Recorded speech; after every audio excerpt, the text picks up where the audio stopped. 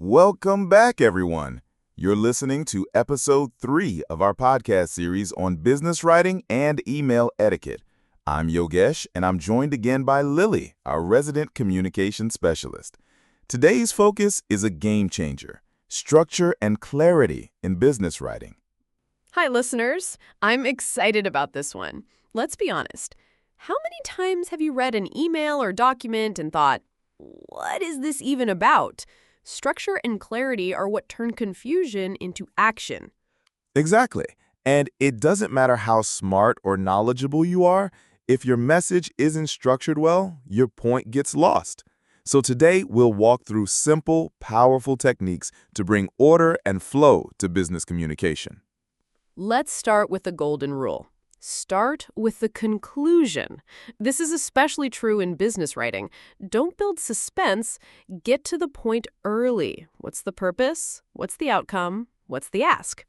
Yes, that's the BLUF method again. Bottom line, up front. It respects the reader's time, especially if your audience is senior leadership. They don't want to scroll down to figure out why you're writing. Right. After the main point, you can follow with supporting details. Context, background, or explanation. Think of it as an inverted pyramid. The most important stuff comes first.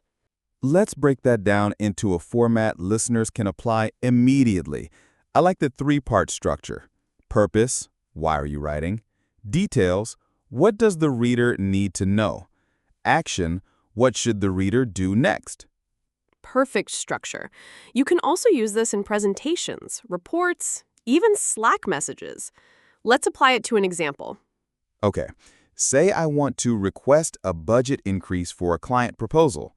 How would you structure it? Here's a draft. Subject: request for additional budget on client X proposal.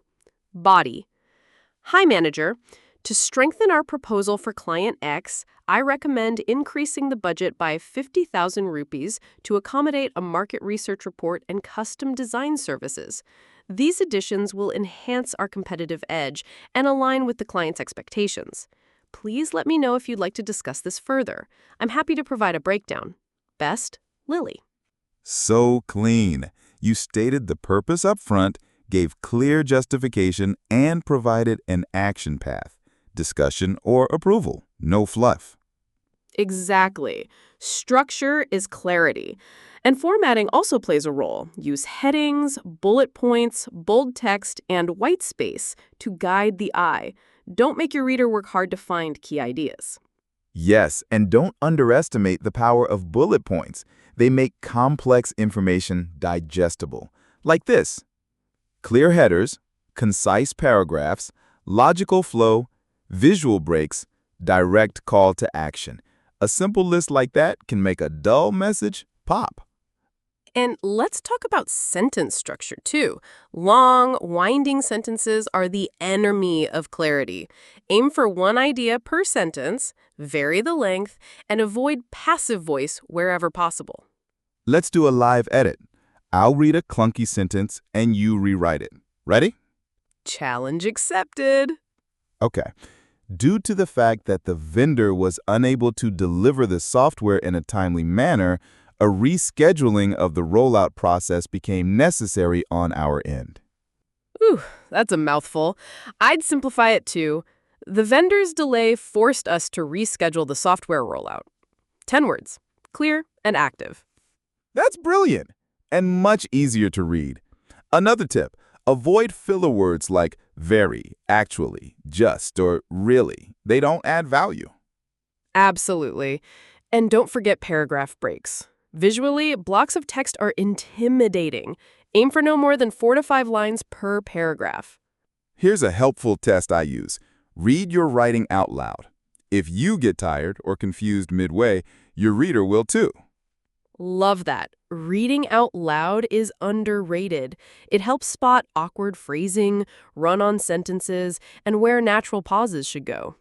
What about visual structure in emails? How should one break up content in a long message? Great question. Use subheadings if needed, bold key ideas, and separate tasks or timelines into bullet points. For example, next steps. finalize design by Friday, review with stakeholders on Monday, submit client version by Tuesday. That's gold. And the more action-oriented your structure is, the more responsive your audience will be. One last thing. Clarity isn't just grammar, it's about the message. Ask yourself, is my reader likely to understand and act on this without further explanation? Let's end with our favorite checklist. If your message is clear in purpose, structured logically, visually easy to scan, and written in simple, direct language, then you're on your way to excellent business writing. Couldn't agree more. That wraps up episode 3. Next, we explore tone, formality, and word choice, how to strike the right note based on your audience and intention. Can't wait. As always, thank you for joining us. I'm Yogesh. And I'm Lily. Signing off until next time.